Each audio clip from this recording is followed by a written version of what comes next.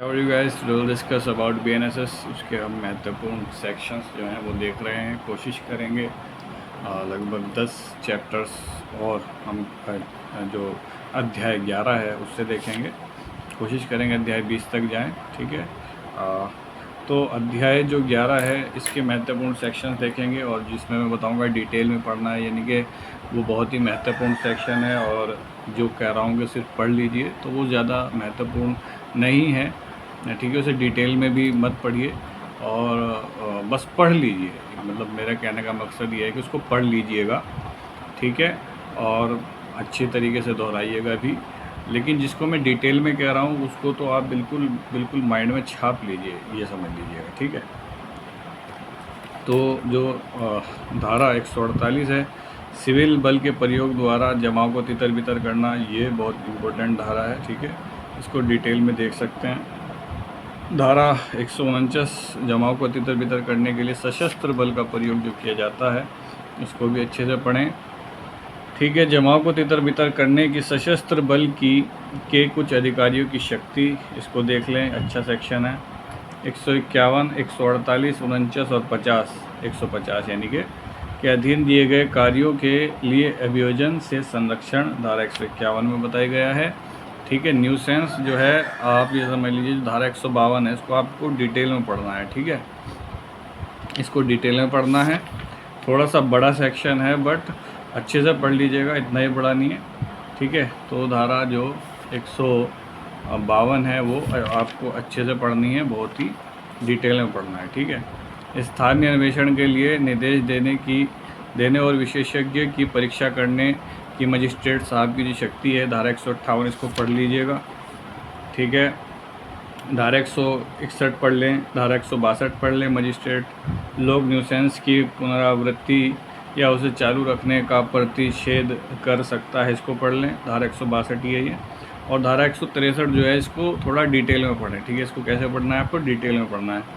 Nuisance या आशंकित खतरे के अर्जेंट मामले में आदेश जारी करने की शक्ति, धारा 163, इसको थोड़ा डिटेल में पढ़ लें। धारा 164 जो है इसको भी थोड़ा डिटेल में पढ़ना है। जहां भूमि या जल से संबंधित विवादों से परिशांति भंग होना संभाव्य है वहां पर प्रक्रिया, ठीक है। 163, 164 देख लिया आपने, ठीक है। 165 देख लें, ये भी पढ़ लीजिएगा, धारा 165। धारा 167 फिर आ जाइए 167 पे, स्थानीय जांच, इसको भी पढ़ लें, ठीक है। 168 पुलिस का संज्ञेय अपराधों का निवारण करना, ठीक है। धारा 168 पढ़ लें। संज्ञेय अपराध के लिए किए जाने की परिकल्पना की इत्तला, धारा 169 पढ़ लें। धारा 170 है, ये बहुत ही इम्पोर्टेंट धारा है, इसको आप डिटेल में पढ़ लीजिएगा, ठीक है। संज्ञेय अपराधों का किया जाना रोकने के लिए गिरफ्तारी, इसको आप कैसे पढ़ेंगे, इसको आप थोड़ा डिटेल में पढ़ लें, धारा 170 को, ठीक है। धारा 171 पढ़ लें, ठीक है। और जो धारा 173 है ये मोस्ट इम्पॉर्टेंट धारा है और इसके साथ ही हमारा जो अध्याय 13 है वो भी स्टार्ट हो जाता है। अध्याय 13 धारा 173 से 196 तक जो है इसका विस्तार है, ये इतना बड़ा अध्याय है, ठीक है। संज्ञेय मामलों में इत्तला, ठीक है। तो ये जो है FIR को बता रहा है। जो पहले हमारा सेक्शन 154 हुआ करता था वो हमारा 173 हो गया है, ठीक है।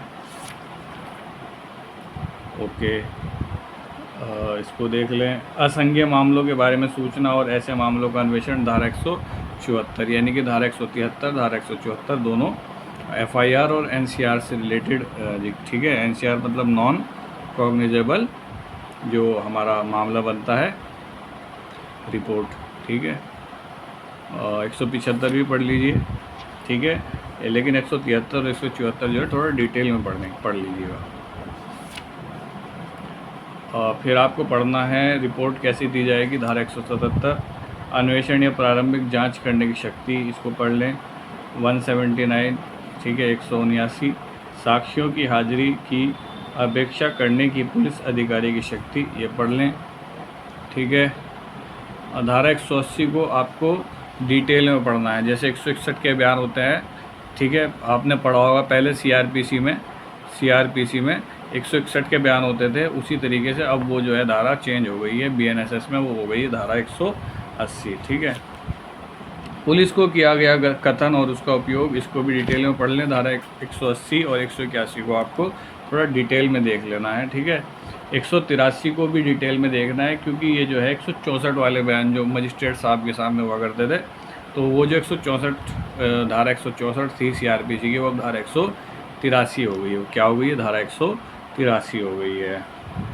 इसको भी आपको डिटेल में ही पढ़ना है। यानी कि मान लीजिए जो चैप्टर है, ये वाला जो चैप्टर है, चैप्टर 13, ये बहुत ही महत्वपूर्ण चैप्टर है। फिर आपको पढ़ना है बलात्संग के पीड़ित व्यक्ति की चिकित्सीय परीक्षा। ठीक है, 164A हुआ करता था पहले ये, तो उसको आपको पढ़ना है। ठीक है, नॉर्मली पढ़ना है इसको भी। पुलिस अधिकारी द्वारा तलाशी जो होती है उसको देखना है आपको। धारा 185 में ये बात बताई गई है। पुलिस थाने का बाहर साधक अधिकारी कब किसी अन्य अधिकारी से तलाशी वारंट जारी करने की अपेक्षा कर सकता है, ये आपको देख लेना है। ठीक है, ये हो गया आपका। धारा 187, 24 घंटे के अंदर अन्वेषण पूरा जब ना किया जा सके तब क्या प्रक्रिया रहेगी, तो धारा 187 को भी आपको देख लेना है। ठीक है, क्या देखना है आपको? धारा 187 को भी देख लेना है। ओके, अब धारा 188 पढ़ लें। स्थानीय पुलिस अधिकारी द्वारा अन्वेषण की रिपोर्ट। ठीक है, और जब साक्ष्य पर्याप्त हों तब अभियुक्त का छोड़ा जाना, 189। ठीक है, 189, 190 देख लें। जब साक्ष्य पर्याप्त हैं तब मामलों का मजिस्ट्रेट के पास भेज दिया जाना। ठीक है, जब साक्ष्य हमारे पास पर्याप्त हो गए पुलिस के पास, तो क्या करेंगे? मामले को मजिस्ट्रेट साहब के पास भेज देंगे। तो धारा 190 में ये बात बताई गई है। ठीक है, अन्वेषण में कार्रवाइयों की डायरी। ठीक है, जो केस डायरी हुआ करती थी, केस डायरी से याद करते थे आप। ठीक है, सीआरपीसी का सेक्शन 172 से हम कहते थे, तो ये जो है अब फ़िलहाल 192 हो गया है। ठीक है, ये समझ लीजिए 20 सेक्शन कूद जाइए पूरा। अन्वेषण के पर्याप्त हो जाने पर पुलिस अधिकारी की रिपोर्ट। ठीक है, अन्वेषण का जो जब समापन हो जाता है, ठीक है, पर्याप्त रूप से आप देख लेते हैं कि बिल्कुल समाप्त हो गया है मामला, अन्वेषण पूरा हो गया है, तो आप जो है फिर पुलिस अधिकारी की जो रिपोर्ट है वो बनती है। ठीक है, तो ये चार्जशीट जिसे कहते थे हम पहले, तो 193 पहले जो है ये 173 में होती थी चार्जशीट, अब जो है ये चार्जशीट 193 जो है धारा उसमें आ गई। इसको आप डिटेल में पढ़ें। आत्महत्या आदि पर पुलिस का जांच करना और रिपोर्ट देना, तो धारा 194। ठीक है, ये जो है इसको पढ़ लें आप। धारा 195 पढ़ लें। व्यक्तियों को समन करने की जो शक्ति है, ठीक है, पहले धारा 175 हुआ करती थी। ठीक है, मृत्यु के कारण की मजिस्ट्रेट द्वारा जांच जो होती है, इसको पढ़ लें, अच्छे से पढ़ लें इसको भी। ठीक है, तो अब फ़िलहाल अब आगे चैप्टर जो है अध्याय आपका 14। ठीक है, अब जो है इसमें देखना है क्या क्या पढ़ना है। तो धारा 199 पढ़ लें। अपराध वहाँ विचारणीय होगा जहाँ कार्य किया गया या जहाँ परिणाम निकला। ठीक है, वहाँ पे उसका विचारण होगा। जहाँ कार्य अन्य अपराध से संबंधित होने के कारण अपराध है, वहाँ विचारण का स्थान। और फिर आप जो है कुछ अपराधों की दशा में विचारण का स्थान जो है धारा 201 को, इसको आपको थोड़ा सा अच्छे से पढ़ लेना है, इसको मतलब याद कर लीजिए, इस तरीके से पढ़ना है। इलेक्ट्रॉनिक संसूचना के साधनों, पत्रों आदि द्वारा किए गए अपराध, तो धारा 202 जो है ये भी आपको पढ़नी है। यात्रा या जल यात्रा में किया गया अपराध, धारा 203, ये भी अच्छा सेक्शन है, इसको भी पढ़ लें। एक साथ विचारणीय अपराधों के लिए विचारण का स्थान 204, धारा 204 देख लें। विभिन्न सेशन खंडों में मामलों के विचारण का आदेश देने की शक्ति, धारा 205 पढ़ लें। संदेह की दशा में उच्च न्यायालय का वह जिला निश्चित करना जिसमें जांच या विचारण होगा, धारा 206 को पढ़ लें। धारा 207 को पढ़ लें और 208 को आपको थोड़ा डिटेल में पढ़ना है। ठीक है, भारत से बाहर किया गया अपराध जो है ये एक महत्वपूर्ण सेशन माना जाता है, और इसको जो है आपको डिटेल में पढ़ना है, अच्छे से पढ़ना है। अध्याय 15 आ जाता है फिर आपका मजिस्ट्रेटों द्वारा अपराधों का संज्ञान, तो धारा 210 में जो संज्ञान होता है ये धारा 210 में है। पहले संज्ञान धारा 190 में हुआ करता था। ठीक है, जब आप सीआरपीसी पढ़ा करते थे उस समय। अभियुक्त के आवेदन पर अतिक्रमण, ये बस नॉर्मली पढ़ लें। धारा 211 मामले मजिस्ट्रेटों के हवाले करना, इसको भी पढ़ लें। धारा 213 अपराधों का सेशन न्यायालय द्वारा संज्ञान जो लिया जाता है, धारा 213 इसको, ये इंपॉर्टेंट सेक्शन है, इसको अच्छे से पढ़ें। छोटे छोटे सेक्शन है इसमें। तो अपर सेशन न्यायाधीशों को हवाले किए गए मामलों पर उनके द्वारा विचारण, धारा 214 जो है ये, इसको भी अच्छे से पढ़ें, ठीक है। लोक न्याय के विरुद्ध अपराधों के लिए और साक्ष्य में दिए गए दस्तावेजों से संबंधित अपराधों के लिए लोक सेवकों के विधिपूर्ण प्राधिकार के अवमान के लिए अभियोजन, ठीक है, धारा 215 को पढ़ लें अच्छे से। 216 जो है धारा, ये महत्वपूर्ण धारा है, ये भी महत्वपूर्ण धारा है। धमकी देने आदि की दशा में साक्ष्यों के लिए प्रक्रिया, ठीक है, धारा 216 जो है, इसको भी अच्छे से पढ़ लें। न्यायाधीशों और लोक सेवकों का अभियोजन, धारा 218 में, ये महत्वपूर्ण है, इम्पोर्टेंट है, इसको भी अच्छे से पढ़ लें। विवाह के विरुद्ध अपराधों के लिए अभियोजन, ये नॉर्मली इसको भी पढ़ें, ठीक है। बड़ा सेक्शन है थोड़ा, 219, इसको नॉर्मल पढ़ लीजिए। भारतीय न्याय संहिता 2023 की धारा 85 के अधीन अपराधों का अभियोजन, इसको भी पढ़ लें। 221 पढ़ लें, अपराधों का संज्ञान, मानहानि के लिए अभियोजन, धारा 222 को पढ़ लें। मजिस्ट्रेटों से परिवाद, इसको पढ़ लें, ये इम्पोर्टेंट सेक्शन जो है, मजिस्ट्रेटों से परिवाद, ये अध्याय 16 का नाम है। परिवादी की परीक्षा, धारा 223, ये महत्वपूर्ण सेक्शन है, इसको पढ़ लें। धारा 24 पढ़ लें। फिर धारा 225 जो है, ये महत्वपूर्ण धारा है, इसको भी अच्छे से पढ़ना है आपको। आदेशिका के जारी किए जाने को मुलतवी करना, धारा 225 को पढ़ना है आप लोगों को। परिवाद का खारिज किया जाना, महत्वपूर्ण सेक्शन है, इसको पढ़ लें। फिर अध्याय आपका 17 आ जाता है, आदेशिका का जारी किया जाना, धारा 227, इसको पढ़ें, ठीक है। फिर 28 भी पढ़ लें, लेकिन धारा 229 जो है, ये थोड़ी महत्वपूर्ण धारा है। इस धारा में छोटे अपराधों के मामले में विशेष समन की बात की गई है, ठीक है। धारा 229 को पढ़ लें। फिर 230 को भी अच्छे से डिटेल में पढ़ें, ठीक है। अभियुक्त को पुलिस रिपोर्ट या अन्य दस्तावेजों की प्रतिलिपि देना, ये महत्वपूर्ण सेक्शन है। सेशन न्यायालय द्वारा विचारणीय अन्य मामलों में अभियुक्त को कथनों और दस्तावेजों की प्रतिलिपियाँ देना, ठीक है। धारा 231 को पढ़ें और धारा 232 को महत्वपूर्ण सेक्शन नोट कर लें, ठीक है। जब अपराध अनन्यतः सेशन न्यायालय द्वारा विचारणीय है, तब मामला उसे सुपुर्द करना, ठीक है।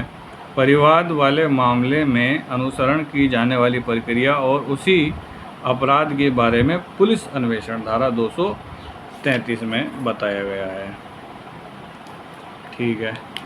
आरोप की अंतर्वस्तु, इसको पढ़ लें। समय, स्थान और व्यक्ति के बारे में विशिष्टियाँ, धारा 235 को पढ़ें और 238 को इम्पोर्टेंट मार्क कर लीजिए। ये पहले 215 हुआ करता था CRPC में, ठीक है। तो गलतियों का प्रभाव, ठीक है, गलती अगर ज़्यादा मतलब एक तरीके से न्याय को टारगेट कर रही है, न्याय नहीं होगा तो उसको ऐसी स्थिति में तो चेंज होगा। लेकिन कहीं ऐसी नॉर्मल सी गलती है, जैसे नाम में मात्रा थोड़ा हो जाता है, तो वहाँ पे जो है उसका कोई इतना प्रभाव नहीं होगा। तो गलतियों का प्रभाव धारा 238 में आ गया है, पहले धारा 215 में हुआ करता था, ठीक है। इम्पोर्टेंट मार्क कर ले। न्यायालय आरोप परिवर्तित कर सकता है, धारा 239, ठीक है, इसको नॉर्मली पढ़ लें। 240 को पढ़ लें, ठीक है, धारा 240 को पढ़ लें। 242 को एक ही वर्ष में किए गए एक किस्म के अपराधों का आरोप एक साथ लगाया जा सके, ठीक है, इसको अच्छे से पढ़ लें। वैसे एक से अधिक अपराधों के लिए विचारण, धारा 243, अच्छा सेक्शन है, अच्छे से पढ़ लें। जहाँ इस बारे में संदेह है कि कौन सा अपराध किया गया है, धारा 244, इसको पढ़ें। 245 को पढ़ लें। 246 को पढ़ लें। 246 किन व्यक्तियों पर संयुक्त रूप से आरोप लगाया जा सकेगा, धारा 246, ठीक है। 247 कई आरोपों में से एक के लिए दोष सिद्ध पर शेष आरोपों को वापस लेना, 247, ओके। विचारण का संचालन लोक अभियोजक द्वारा किया जाना, धारा 248। 252 दोषी होने का अभिवचन, ठीक है, और अभियोजन साक्ष्य के लिए तारीख 253। 255 में दोष मुक्ति है।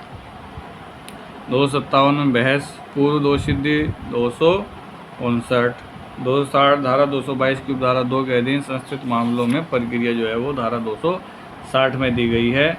ठीक है, जो अध्याय 20 है मजिस्ट्रेटों द्वारा वारंट मामलों का विचारण। ठीक है, ये आप पढ़ लें और इसको डिटेल में ना पढ़ें, बस नॉर्मली वैसे ही पढ़ लें। ठीक है, जब अभियुक्त का उन्मोचन किया जाए धारा 262 आरोप विरचित करना। 263 दोषी होने के अभिभावक पर दोष सिद्धि। 264 अभियोजन के लिए साक्ष्य। 265 प्रतिरक्षा का साक्ष्य। 266 देख लिया आपने। 268 पढ़ लें। 269 पढ़ लें। ठीक है, प्रक्रिया जहां अभियुक्त उन्मोचित नहीं किया जाता। 269 पढ़ लें।